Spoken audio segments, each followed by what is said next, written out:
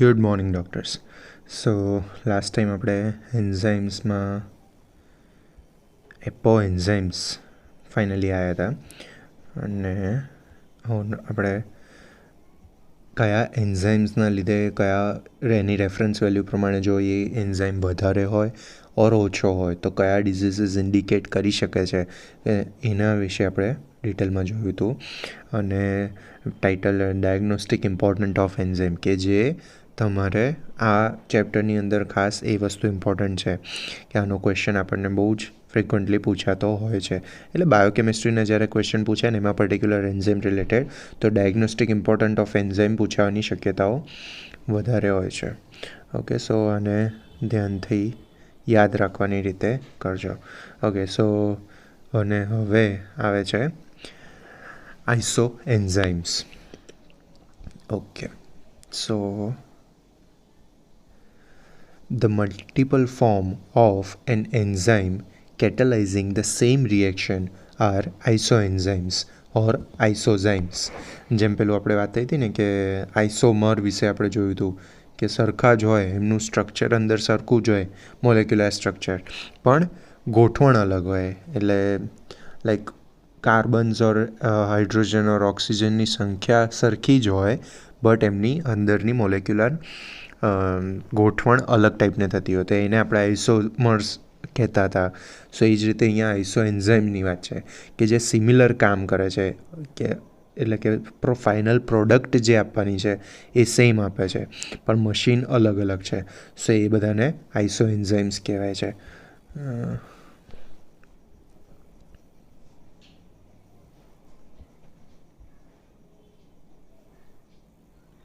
સે સપોઝ આ બે અલગ અલગ મશીન છે, બરાબર. હવે આમાં અહીંયા ફાઇનલ પ્રોડક્ટ તરીકે આ મશીનની અંદર આ યલો કલરનું કાપડ ગયું, ફાઇનલ પ્રોડક્ટ તરીકે બ્લેક થ્રેડ નીકળે છે સે સપોઝ. અને આ મશીન ભલે બ્લુ છે બટ એની અંદર પણ આપણે જ્યારે યલો કાપડ નાખીએ છીએ તો એ પણ એને પ્રોસેસ કરીને ફાઇનલી આપણને બ્લેક થ્રેડ આપે છે. તો એનો મતલબ શું થયો કે આ બંને મશીન બીજા માટે એ આઇસોઝાઇમ્સ કહેવાય છે, બરાબર. કામ બંનેનું સેમ છે.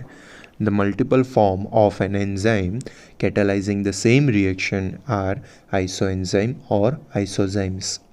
They, however, differ in their physical and chemical properties, which include the structure, electrophoretic and immunological properties.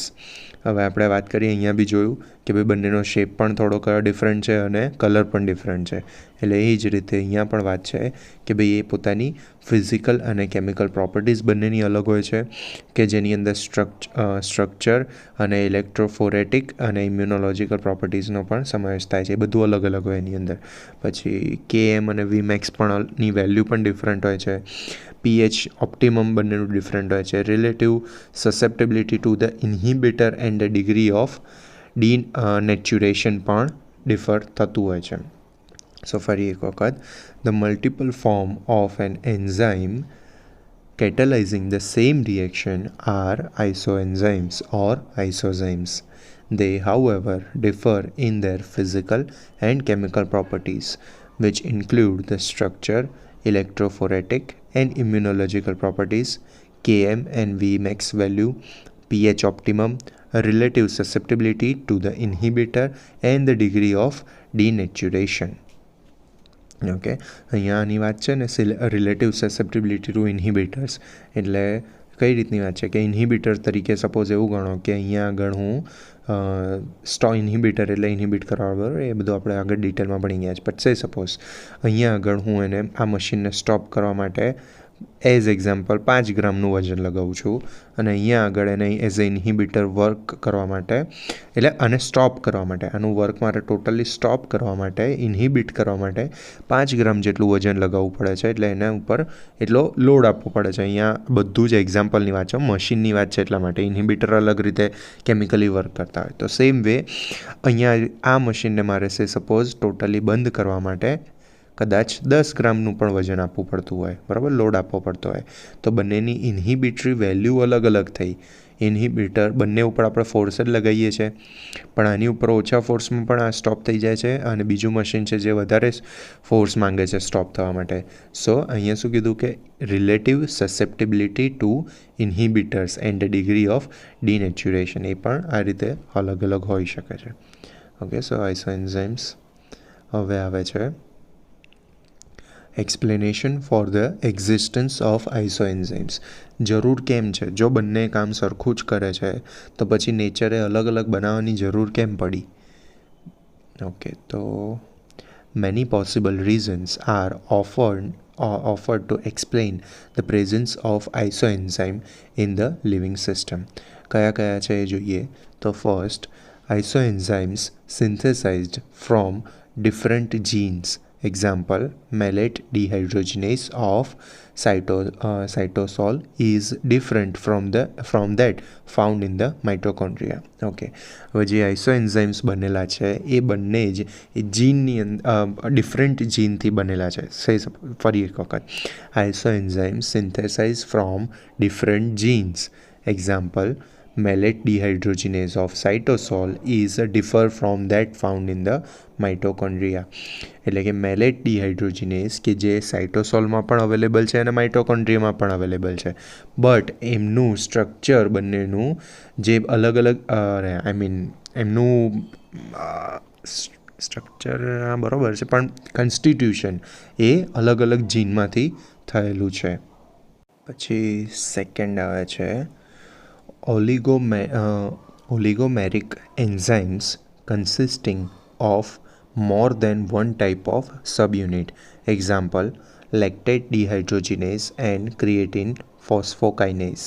એટલે અહીંયા શું કહે છે કે ઓલિગોમેરિક એન્ઝાઇમ. ઓલિગોમેરિક એટલે કે ઓલિગોમર્સ જે આપણે કહેતા હતા કે જેમાં લાઈક ઓછું ભાર ધરાવતા એટલે ઓછી પેપ્ટાઇડ, બે અથવા બે કરતાં વધારે પેપ્ટાઇડ બોન્ડની આખી ચેઇન બનેલી હોય. એટલે ઇન શોર્ટ આની અંદર આ એટલું સ્ટ્રોંગ ના હોય કમ્પેરેટિવલી બીજા બધા, મીન્સ આની અંદરનો જે બોન્ડ રહેલો છે પેપ્ટાઇડ બોન્ડ એ એટલો સ્ટ્રોંગ હોતો નથી, એટલે લો મોલેક્યુલર વેઇટ ધરાવતા હોય એવા એન્ઝાઇમની વાત છે. તો oligomeric enzyme consisting of more than one type of subunit, એમના એટલે આવા જે એન્ઝાઇમ રહેલા છે ઓલિગોમેટ્રિક એન્ઝાઇમ એ એક કરતાં વધારે સબયુનિટ ધરાવે છે. એક્ઝામ્પલ, લેક્ટેટ ડિહાઇડ્રોજિનેઝ અને ક્રિએટિન ફોસ્ફોકાઇનેઝ. થર્ડ આવે છે an enzyme may be active as monomer or oligomer. Example, glutamate dehydrogenase. Wait ચલો જો, હવે મોનોમર અને ઓલિગોમર અગેન આ બધી વસ્તુ આપણે કેમિસ્ટ્રી રિલેટેડ વાત આવે છે, બરાબર.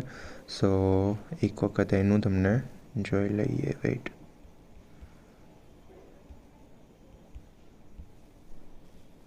યસ, તો મોનોમર માટે ઓલિગોમર એટલે તો શું એ મેં કીધું, બરાબર. ઓલિગોમર એટલે લો મોલેક્યુલર વેઇટ ધરાવતી આખી પેપ્ટાઇડની ચેઇન હોય કે જે બે અથવા બે કરતાં વધારે પોલીપેપ્ટાઇડની બનેલી હોય. મોનોમર એટલે સિંગલની વાત હશે કે monomer is a molecule that form the basic unit of polymer. હવે એનું એક્ઝામ્પલ આ રહ્યું કે અહીંયા આગળ એક યુનિટ બનેલું છે. જો આવા મોનોમરના એક કરતાં વધારે યુનિટ જ્યારે કે એકબીજા જોડે કમ્બાઈન થશે ત્યારે એ પોલીમર બનતું હોય છે, બરાબર. સો એક યુનિટ સાથે, એટલે જો અહીંયા મોનોમર એન્ઝાઇમની વાત કરે છે તો એ એક યુનિટ ધરાવતો એન્ઝાઇમ છે, અને ઓલિગોમર એટલે બે, એટલે એના કરતાં થોડો ઉપરની સાઈડ, ને પોલી એટલે બે કરતાં પછી વધારે ધીરે ધીરે વધતા જતા હોય એની વાત છે. Okay, so the enzyme may be active as એટલે પોસિબિલિટી છે કે એન્ઝાઇમ કાં તો મોનોમર તરીકે પણ એક્ટિવ હોઈ શકે ઓર એલ્સ ઓલિગોમર તરીકે પણ એક્ટિવ હોય. Example, glutamate dehydrogenase. In a glycoprotein enzymes difference in carbohydrate content may be responsible for the isoenzymes. Example, alkaline phosphate. એટલે શું કહે છે? In glycoprotein enzyme. હવે ગ્લાયકોપ્રોટીનની જો વાત કરીએ તો એવા એન્ઝાઇમમાં ડિફરન્સ ઇન કાર્બોહાઈડ્રેટ કન્ટેન્ટ, એની અંદર રહેલા કાર્બોહાઈડ્રેટનું કન્ટેન્ટ અલગ અલગ હોઈ શકે છે and may be responsible for the isoenzymes. Isoenzyme કેમ છે એ વસ્તુ આપણે જોઈ રહ્યા છીએ, બરાબર. તો અહીંયા એવું કહે છે કે ગ્લાયકોપ્રોટીનની અંદર એવું છે કે બે મીન્સ અંદર કાર્બોહાઈડ્રેટની સંખ્યા, એ પર્ટિક્યુલર ગ્લાયકોપ્રોટીનની અંદર કાર્બોહાઈડ્રેટની સંખ્યા એકમાં 2 હોય, 3 હોય, 4 હોય, 5 હોય, વોટેવર, પણ અલગ અલગ ડિફર કરતી હોઈ શકે છે એન્ડ સ્ટીલ એમનું વર્ક સેમ છે.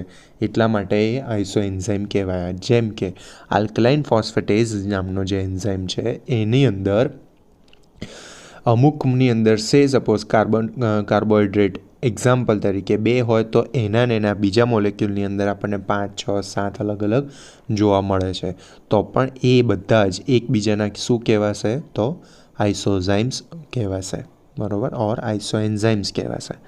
સો આ રીતે આપણને 4 રીઝન આપ્યા કે ભાઈ કેમ એક્સપ્લેનેશન કે ભાઈ of for the existence of isoenzymes. Okay, so હવે આવે છે isoenzymes of lactate dehydrogenase LDH. Among the isoenzymes, LDH, that is lactase dehydrogenase, has been the most thoroughly investigated. સૌથી સારું આને આપણે એનું ઇન્વેસ્ટિગેશન કરેલું છે, એટલે એની ઉપર પ્રોપર વેમાં સ્ટડી થયેલી છે, એટલે એનું આપણે જોઈએ છે. So the LDH, that is lactose dehydrogenase, whose systemic name is L-lactate NAD plus oxidoreductase. Okay, systemic એનું નામ જે છે LDH, આપણે એને સિમ્પલ નેમ તરીકે લેક્ટેટ ડિહાઇડ્રોજિનેસ તરીકે ઓળખીએ છીએ અને એનું સિસ્ટમિક નેમ છે L-lactate NAD plus oxidoreductase, બરાબર. આ એનું પછી એનું કોડ આપેલો છે. So yes, catalysis the interconversion of lactate and pyruvate as shown below. Okay, એટલે એનું કામ શું છે કે લેક્ટેટને પાયરુવેટમાં કન્વર્ટ કરવાનો. પણ કઈ રીતે કરે છે? તો લેક્ટિક એસિડ LDHની હાજરીની અંદર આમાં વચ્ચે શું આપે છે? તો NAD plus gives NADH plus H plus. Okay, અને પાયરુવેટ લેક્ટિક એસિડનું છે CH3 CHOH COOH ને એની અંદરથી CH3 C double bond O COOH. Okay, pyruvic acid આપે છે. બહુ વખત પછી હું આવી રીતે આમ અણુસૂત્ર મેં વાંચ્યું આવવું પડે. અણુસૂત્ર નહીં, સમીકરણ કે ના, સમીકરણ ના કહેવાય, અણુસૂત્ર જ કહેવાય. આઈ થિંક આખું આવી રીતે વાંચ્યું, એમ મીન્સ ફોર્મ્યુલા વાંચ્યું, તો એમાં આમ ડબલ બોન્ડ બહુ વખત પછી જાણે બોલ્યો એવું લાગ્યું. 12માં 12થમાં કેમિસ્ટ્રીમાં બોલતા હતા, પછી તો એકાદ વખત આવી રીતે કોલેજમાં વાંચ્યું હોય. નાઇસ. ઓકે, ચલો. હા, તો લેક્ટિક એસિડને પાયરુવિક એસિડની અંદર કન્વર્ટ કરે છે. કયો એન્ઝાઇમ? LDH, એટલે કે લેક્ટેટ ડિહાઇડ્રોજિનેસ, જેનું નામ L-lactate NAD પ્લસ ઓક્સિડોરિડક્ટેઝ છે, બરાબર, સિસ્ટમિક નામ છે એનું. ઓકે, તો હવે અહીંયા શું કહે છે કે LDH હેઝ અ 5 ડિસ્ટિંક્ટ આઇસોએન્ઝાઇમ્સ, બરાબર. એના 5 અલગ અલગ ટાઈપ છે, બધાને number wise 1, 2, 3, 4 LDH1, LDH2, LDH3, 4 and 5 આપેલા છે. They can be separated by electrophoresis. Yes, electrophoresis, એટલે કે સેલ્યુલોઝ ઓર સ્ટાર્ચ જેલ ઓર એગ્રોઝેલ જેલ, એના દ્વારા આપણે એને ઇલેક્ટ્રોફોરેસિસની પ્રક્રિયા દ્વારા એને અલગ સેપરેટ પાડી શકીએ છીએ. ઇલેક્ટ્રોફોરેસિસની પ્રક્રિયા આપણે આઈ થિંક 12થમાં, ખબર નહીં ફિઝિક્સ ઓર કેમિસ્ટ્રીમાં જ હશે, પણ કેમિસ્ટ્રીમાં આવતી હતી ખરા. અને એમાં આવું જ કંઈક હતું કે કોઈક અમુક પાર્ટિકલ્સને અલગ પાડવા માટે ઇલેક્ટ્રોફોરેસિસની પ્રક્રિયા કરવામાં આવતી હતી, પણ શું કરતા હતા એની અંદર એ અત્યારે બહુ યાદ નથી આવતું. Let's see.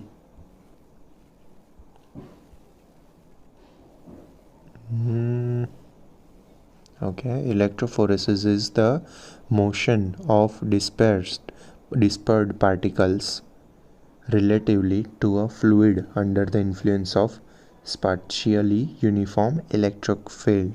Okay, અલગ પાડવા માટેનું છે. Electrophoresis of positively charge particle is sometime called the cataphoresis, while the electrophoresis of the negatively charged particle is sometimes called the anaphoresis. Okay, એનો એકાદ વિડીયો જોઈ લે. વેઇટ, આ એગારોઝ જેલવાળા ઇલેક્ટ્રોફોરેસિસ જ છે. This video will take you through the process for loading and running DNA samples on an agarose gel.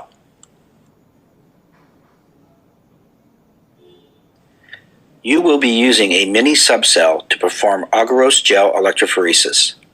The subcell has an electrode wire running across the bottom of each end. This provides for an electric current to pass, which separates the DNA fragments in the samples.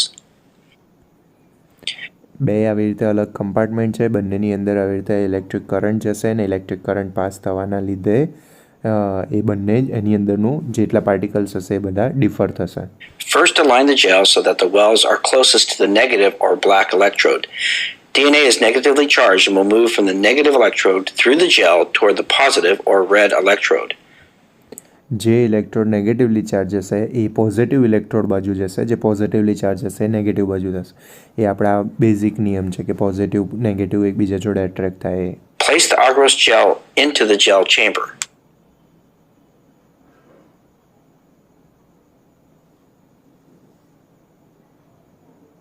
Add electrophoresis running buffer to the reservoirs at each end of the gel chamber, and keep adding buffer until the wells in the gel are covered by at least 2 millimeters of buffer.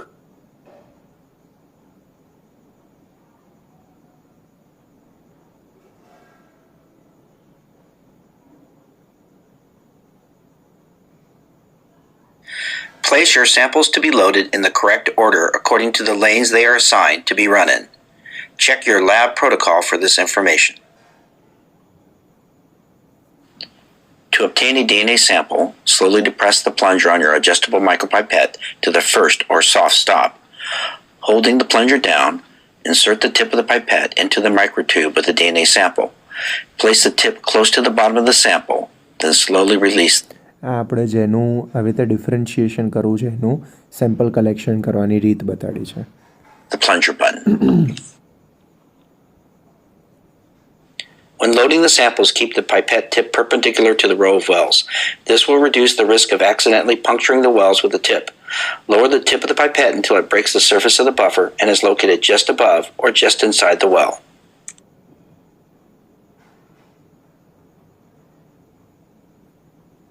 Slowly apply. Place the lid on the gel chamber with the terminals correctly positioned to the matching electrodes on the gel chamber, black to black and red to red.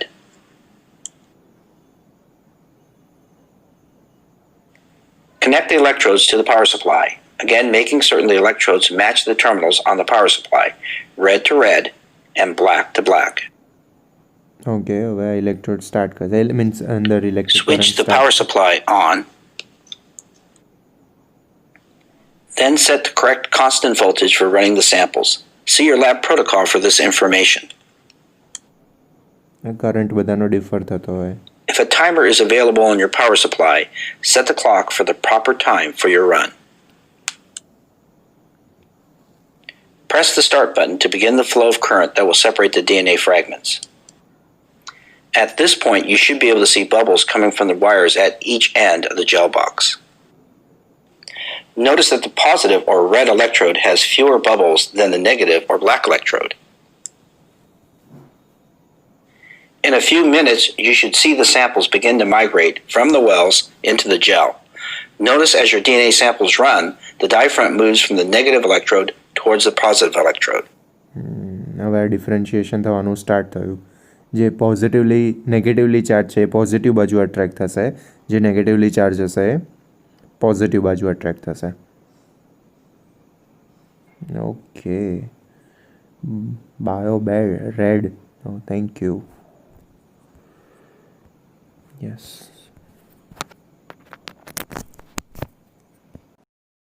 સો આ રીતે ઇલેક્ટ્રોફોરેસિસની પ્રક્રિયાથી એ લોકો enzymes, આવા જે iso enzymes છે જેમ કે LD1, 2, 3, 4, 5, એને આવી રીતે અલગ પાડશે. હવે આપણને એમ ક્વેશ્ચન થાય કે આમાં પહેલાંમાં તો ચલો આપણને એટલી ખબર પડી કે પોઝિટિવલી ચાર્જ હતા એ નેગેટિવ સાઈડ જશે અને નેગેટિવલી ચાર્જ હતા એ પોઝિટિવ સાઈડ જશે. તો આની અંદર તો 5 અલગ અલગ ડિફરન્ટ વેરિયન્ટ છે. તો એનું કઈ રીતે વેરિએશન થશે? તો આમાં જે આપણે અહીંયા પેલી એ જોઈ હતી ને પટ્ટી વચ્ચેની, સે સપોઝ અહીંયા પોઝિટિવ ચાર્જ, અહીંયા નેગેટિવ ચાર્જ, અહીંયા વચ્ચે આપણે આ પટ્ટી મૂકી છે અને સે સપોઝ અહીંયા આ પટ્ટીની અંદર આપણે એ પર્ટિક્યુલર પ્રોડક્ટ એટલે કે LDH મૂક્યું છે, બરાબર. તો સ્ટેજ વાઇઝ થશે. તો સે સપોઝ એવું માની લો કે આપણે એવું ગણીએ છીએ કે પોઝિટિવિટી જેની જેટલી હશે એ એટલું દૂર જઈને ઊભું રહેશે. સે સપોઝ અહીંયા હું એકલો L લખીશ. LDH1 એ એકદમ હાઈલી પોઝિટિવ હશે તો એ નેગેટિવ સાઈડ એકદમ હાઈએસ્ટ એ બાજુ જતું રહેશે. પછી એવું વિચારો કે L2 જે છે એ થોડુંક ઓછું પોઝિટિવલી ચાર્જ છે કમ્પેર ટુ L1, તો એનું અટ્રેક્શન કમ્પેરેટિવલી ઓછું હશે તો એ અહીંયા આગળ સ્ટોપ થઈ જશે અને જ્યારે L1 હતું એ મેક્સિમમ નજીક જવાનો ટ્રાય કરશે. સેમ વે જે હાઈલી નેગેટિવ ચાર્જ હશે એ મેક્સિમમ પોઝિટિવ બાજુ અટ્રેક્ટ થયેલું હશે, બરાબર. જેટલું વધારે નેગેટિવ એટલું વધારે એટ્રેક્ટ કરીને અહીંયાથી અહીંયા ટ્રાવેલ કરાવડાવશે આ બાજુ, બરાબર. એટલે એ જ વસ્તુ અહીંયા તમે L4 જુઓ કે વોટેવર, કદાચ એવું પોસિબલી હોય કે ભાઈ L3 ન્યુટ્રલ હોય તો L3 વચ્ચે બી પડ્યું રહે, એક્ઝામ્પલની વાત છે.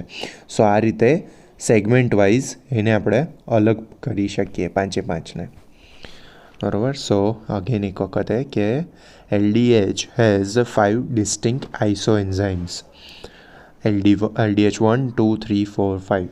They can be separated by electrophoresis, જેની અંદર આપણે સેલ્યુલોઝ ઓર સ્ટાર્ચ જેલ ઓર એગારોઝ જેલનો યુઝ કરીને એ છૂટા પાડી શકીએ છીએ એમને. ઓકે, હવે LDH1 has the more positive charge and fastest in the electrophoretic mobility while the LDH5 is the slowest. Okay, એટલે સેમ વસ્તુ થઈ. આપણે જે એક્ઝામ્પલ જોયું એ પ્રમાણે કે ભાઈ LDH1 has a more positively charge, એટલે આપણે તો એમને એમ એક્ઝામ્પલ લીધું હતું, નીચેનું જોયા આગળ બટ સેમ છે. યસ. સો LDH1 એ હાઈએસ્ટ પોઝિટિવ ચાર્જ ધરાવે છે તો એ નેગેટિવ બાજુ મેક્સિમમ અટ્રેક્ટ થશે, જ્યારે LDH5 એ સૌથી ઓછો નેગેટિવલી ચાર્જ ધરાવે છે, પોઝિટિવ ચાર્જ ધરાવે છે તો એ મેક્સિમમ અહીંયા એટ્રેક્ટ થશે, બરાબર. ઓર એલ્સ આમાં ઘણી વખત એવું હોય કે ચલો આ નેગેટિવલી ચાર્જ નથી, તો નેગેટિવ ચાર્જ નહીં હોય તો એ પોઝિટિવ સાઈડ અટ્રેક્ટ નહીં થાય તો ક્યાં પડ્યું રહેશે? અહીંયા ને અહીંયા વચ્ચોવચ્ચ પડ્યું રહેશે, બરાબર. એનું એટલું મૂવમેન્ટ નહીં થાય. આ તો મેં તમને ચલો એક મિનિટ આ નાની પટ્ટી દોરી દઈએ આપણે, ચલો આ મોટી પટ્ટી દોરી દઈએ અને સપોઝ અહીંયા આગળ આપણે મૂક્યું છે, બરાબર, પ્રોડક્ટ.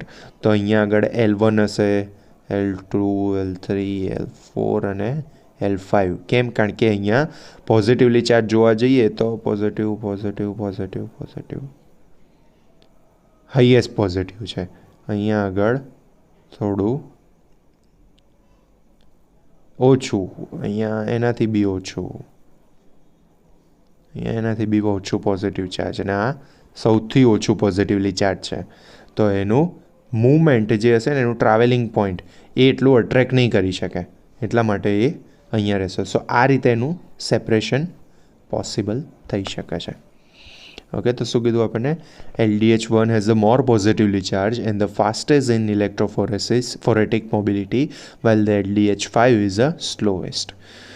હવે વાત આવે છે structure of LDH isoenzymes. Okay, so LDH is an oligometric enzyme, એટલે કે tetrametric, oligometric એમાં particularly tetrametric enzyme made up of 4 polypeptide subunit. Okay, 2 type of subunit, namely M for muscle and H for heart, are produced by the different genes આપણને જે વાત કરીએ કે jeans એટલે means એના અલગ અલગ ડિફરન્ટ વેરિએશન બતાવ્યા આપણને હવે સબ યુનિટ બતાવ્યા બરાબર. 2 ટાઈપના સબ યુનિટ છે. એમાં આપણને મસલ માટે એમ નામ આપ્યું સબ યુનિટને અને હાર્ટના માટે એચ નામ આપ્યું. Are produce by different genes. M subunit is basic while the H subunit is acidic. M subunit A basic છે, H એનો acidic છે. The isoenzymes contain either one or both subunit giving LDH1 to LDH5. કાં તો એક subunit હોઈ શકે છે અથવા તો એક કરતાં વધારે એટલે કે બંને સબયુનિટ પણ પ્રેઝન્ટ હોઈ શકે છે એની અંદર આઇસોએન્ઝાઇમ્સની અંદર. The characteristic feature of LDH isoenzymes are given in table number 6.11. શું છે characteristic feature? Okay, mob 6. એક મિનિટ.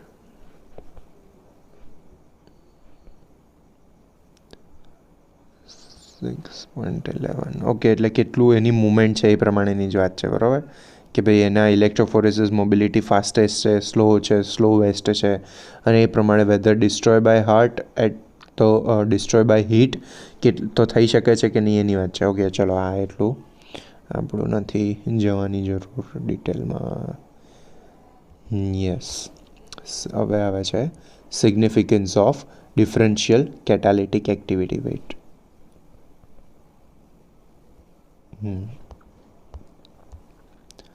તો એની અંદર છે LDH1 that is H4 is એની અંદરમાંનું એના સબયુનિટની વાત છે. એટલે આઇસોએન્ઝાઇમ્સના પણ પોતાના સબયુનિટ છે એ રીતની વાત છે, એટલે એ રીતે કન્ફર્મ રહેજો. યસ, તો LDH1H4 is predominantly found in the heart muscles and is inhibited by the pyruvate, the substrate. Okay, hence the pyruvate is not converted to lactate in cardiac muscle but converted to acetyl-CoA which enters the citric acid cycle.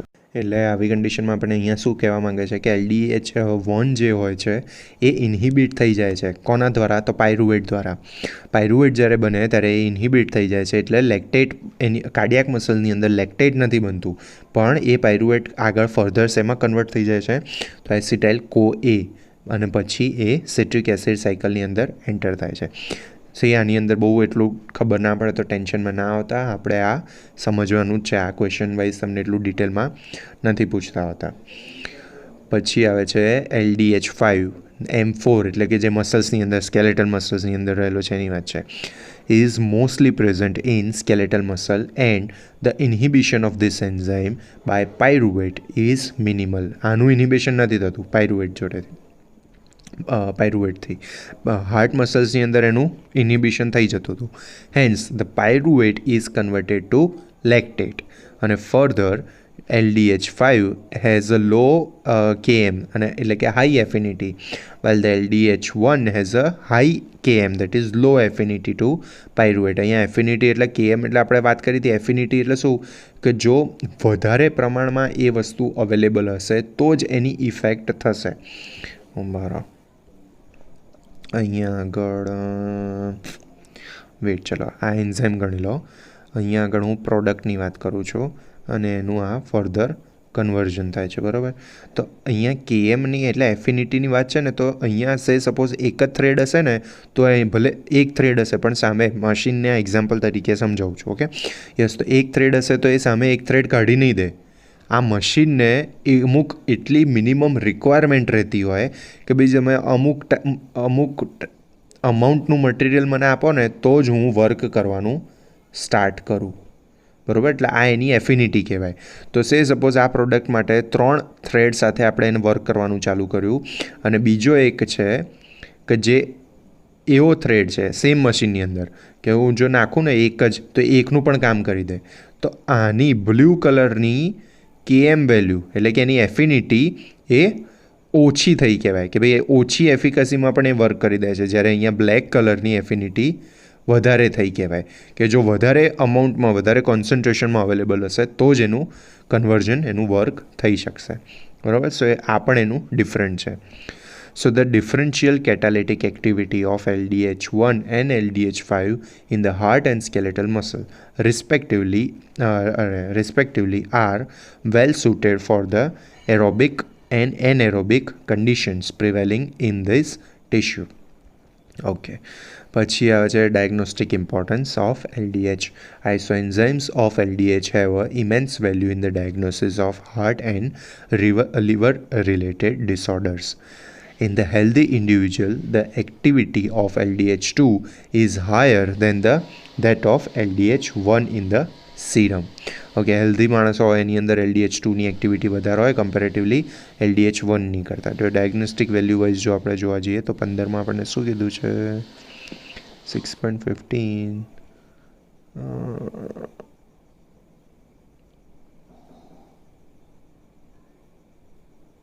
Okay, any activity બતાવેલી છે કે કયો product કેટલું active થયેલું છે, બરાબર.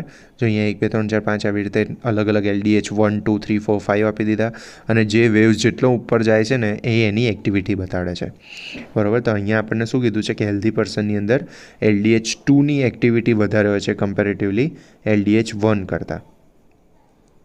Okay, જો LDH1ની activity વધારે થાય તો એનો મતલબ આપણને એ પ્રોબ્લેમ જોવા મળે. તો બી જે ફિગર છે એની અંદર શું છે કે serum from the patient of myocardial infarction, કે જેની અંદર LDH1 અને LDH2ની એક્ટિવિટી આપણને બહુ જ ઇન્ક્રીઝ થયેલી જોવા મળે છે. Okay, in the case of myocardial infarction, LDH1 is much greater than the LDH2, and this happened within a 12 to 24 hours after infarction. Increased activity of LDH5 in serum is indicator of liver disease. Okay, જો 5ની activity increase થાય તો liver disease suggest કરે છે. LDH activity in the RBC is 80 to 100 times more than that of serum. Hence, the estimation of LDH or its isoenzymes serum should be totally free from the hemolysis, or else false positive result પણ જોવા મળી શકે છે. Okay, સો આ રીતે આપણને આઇસોએન્ઝાઇમ્સની જરૂર શું છે, એની ઇમ્પોર્ટન્સ શું છે એ પણ ખબર પડી ગઈ. ભાઈ ડાયગ્નોસ્ટિક વેલ્યુ પણ એની એટલી જ ઇમ્પોર્ટન્ટ છે. સો એના પછી આવે છે isoenzymes of creatine phosphokinase. Okay, ચલો આની અંદર આપણે isoenzymes of alkaline phosphate, આ પણ એ ટાઈપનું એક્ઝામ્પલ જ છે જેમ LDHનું જોયું એ પ્રમાણે. અને isoenzymes of alcohol dehydrogenase 9. Okay, તો આપણા માટે આ એક એક્ઝામ્પલ જેટલું જરૂર છે, બરાબર. આઇસોએન્ઝાઇમ્સ ઓફ લેક્ટેટ ડિહાઇડ્રોજિનેઝ જે પ્રોપરલી સ્ટડી થયેલું છે, બરાબર. આ એક્ઝામ્પલ પૂરતું જ આપણે સમજવા પૂરતું જ આ જોયું છે અને હવે બીજા એક્ઝામ્પલ એમાં આપણે ડિટેલમાં જવાનું નથી, બરાબર. સો હવે એના પછી આવે છે એન્ઝાઇમ પેટર્ન ઇન ડિઝીઝ, કઈ રીતે ચેન્જ થતા હોય છે. So, for the right diagnosis of the particular disease, it is always better to estimate a few serum enzyme instead of single enzyme. Example of enzyme pattern in important disease are given here. ચલો, એટલે ડિઝીઝની related વાત કરીએ તો એમાં enzyme આ પણ એમાં એ જ આવશે કે ભાઈ ડાયગ્નોસ્ટિક વેલ્યુની અંદર પણ તમે આ વસ્તુ લખી શકો કે એન્ઝાઇમ પેટર્ન ડિઝીઝની અંદર કેવી બદલાતી હોય છે એની વાત છે. So, enzymes in myocardial infarction. The enzyme, namely creatinine phosphokinase CPKMB કરીને આ વસ્તુ ખાસ તમને જોવા મળશે જો હોસ્પિટલમાં જ્યારે વર્ક કરશો અને એમઆઈવાળું પેશન્ટ આવશે, એટલે કે માયોકાર્ડિયલ ઇન્ફાર્ક્શનવાળું પેશન્ટ આવશે તો કાર્ડિયાક માર્કર્સની અંદર આ બધા એન્ઝાઇમ્સ ઇન્ક્લુડ થતા હોય છે. AST, LDH, CPK, બરાબર. આ બધા જ ઇમ્પોર્ટન્ટ છે, એટલે આપણી પ્રેક્ટિકલ લાઈફ માટે ઇમ્પોર્ટન્ટ છે. Okay, so the enzymes namely creatinine phosphokinase that is CPK, પછી આવે છે aspartate transaminase that is AST, and lactate dehydrogenase that is LDH are important for the diagnosis of myocardial infarction. The elevation of this enzyme in serum in relation to hours per day of MI is given in the figure 6.16.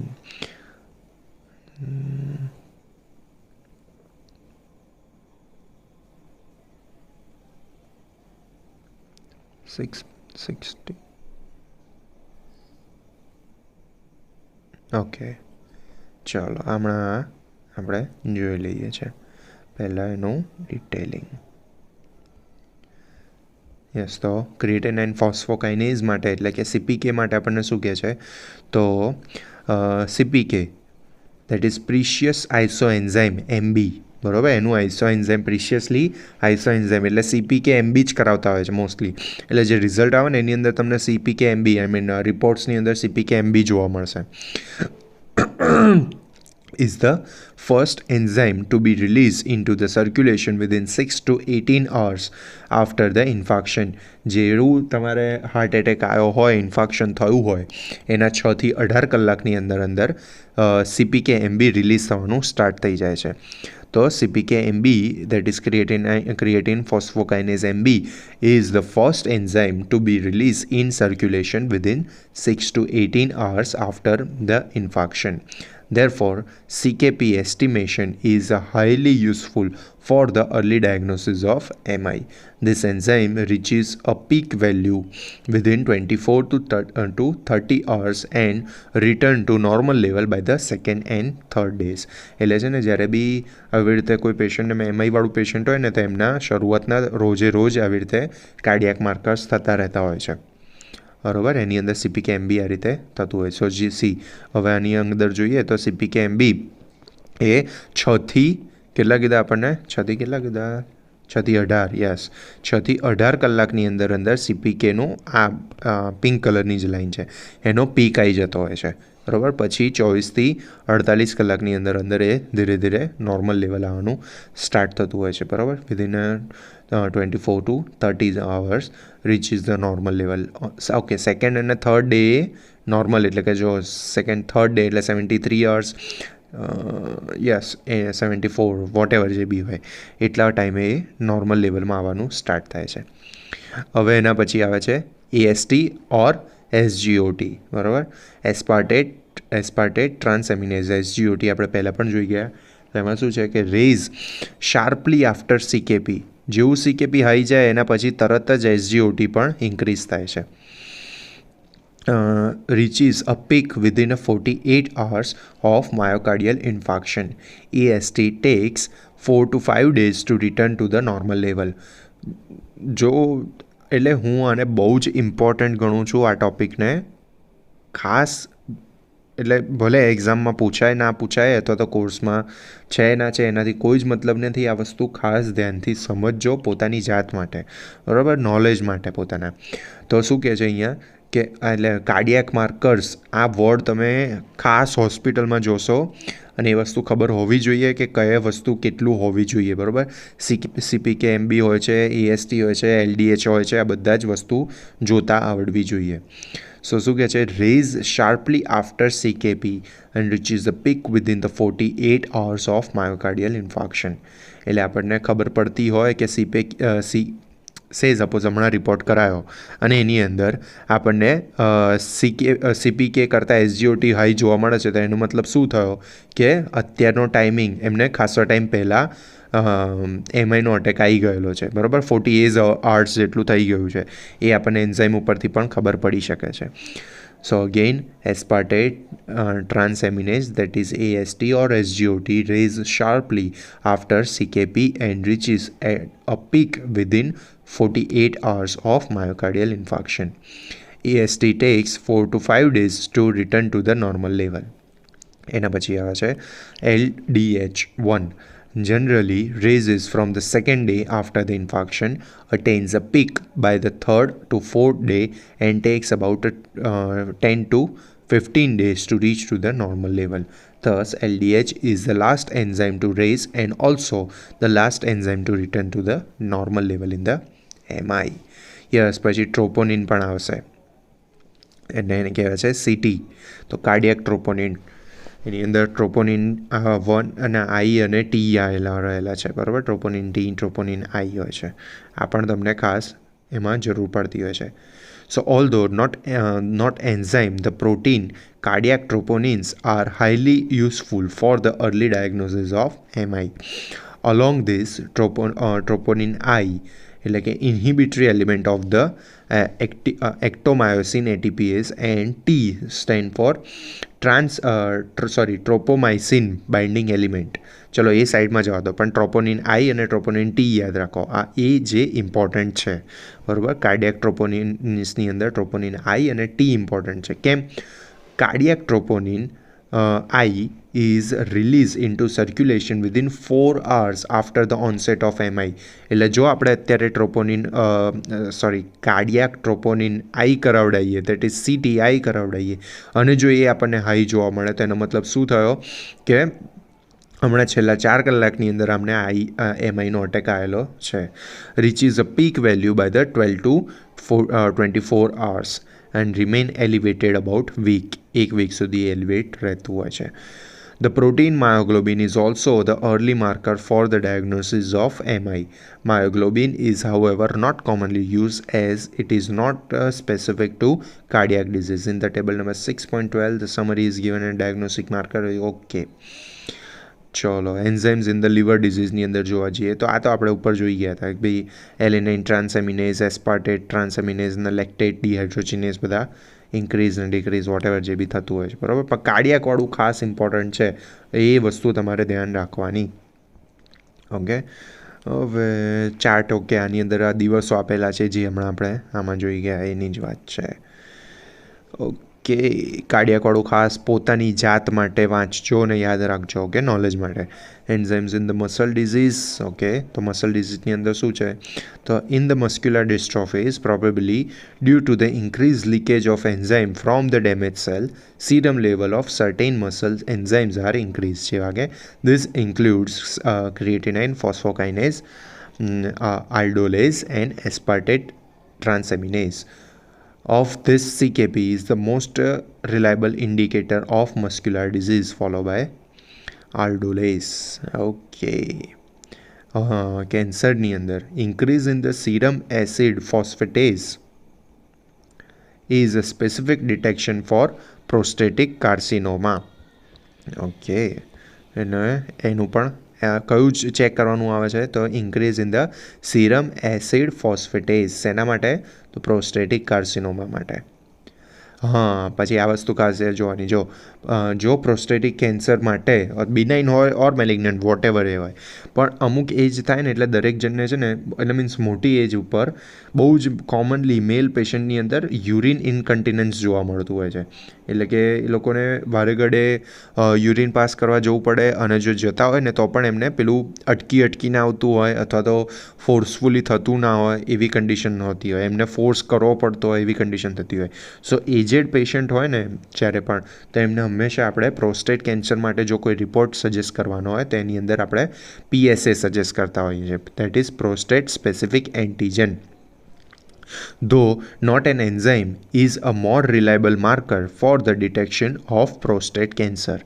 Normal serum concentration of PSA is 1 to 4 nanogram per ml. બરાબર. PSA પણ યાદ રાખજો, બહુ જ commonly તમને routine લાઈફની અંદર આ જોવા મળશે, બરાબર. A non-specific increase in the certain enzyme like LDH, alkaline phosphatase, and the transaminase may be associated with the malignancy in any part of the body. Okay.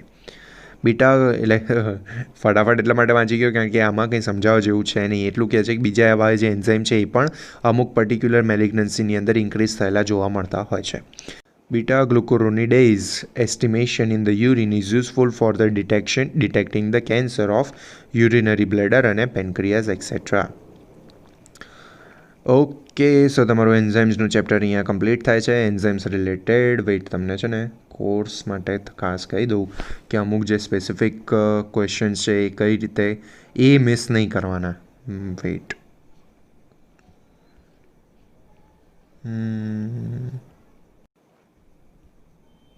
Yes, જો એન્ઝાઇમ્સની અંદર એની ડેફિનેશન ક્લાસે 4 નંબરની વાત છે. એન્ઝાઇમ્સમાં એની definition, classification, biological importance, diagnostic use અને ઇન્હિબિશન. આટલી વસ્તુ સહેજ પણ ભૂલથી પણ મિસ ના કરતા. અને બાકીની જે બધી વસ્તુઓ જે તમને રૂટીન લાઈફમાં બીજી કોઈ જ જગ્યાએથી ભણવા નહીં મળે એ બાયોકેમિસ્ટ્રી એકચ્યુઅલમાં ઇમ્પોર્ટન્ટ છે. આ કાર્ડિયાક એન્ઝાઇમ છે ને બહુ જ ઇમ્પોર્ટન્ટ છે, અને પછી હોસ્પિટલમાં વર્ક કરતા હોય અથવા તો કે આવી રીતે જોતા હોય, બહુ રૂટીનલી આપણને જોવા મળતું હોય છે. તો પછી એમાં આપણને ખબર ના હોય ને એટલે આપણે ભાગા જેવા ડૉક્ટર દેખાઈએ. એટલે એવું ના સમજતા કે ભાઈ જો નોર્મલી જ્યારે વાંચતા હોય તો મહેરબાની કરીને એન્ઝાઇમ્સનું આખું જ જેટલું ચલાવ્યું છે બધું જ વાંચજો. પણ જ્યારે એક્ઝામ રિલેટેડ પ્રિપરેશન કરતા હોય એ વખતે તમારે આ ટૉપિક ઉપર ખાસ ધ્યાન રાખવાનું. બરાબર. Definition, classification, biological importance, diagnostic use અને ઇન્હિબિશન. ઓકે, સો અહીંયા એન્ઝાઇમ્સ આપણે કમ્પ્લીટ થાય છે. નેક્સ્ટ લેક્ચરની અંદર આપણે મળીએ. ત્યાં સુધી good bye. And if any question, any doubt, please write me in the comment section below.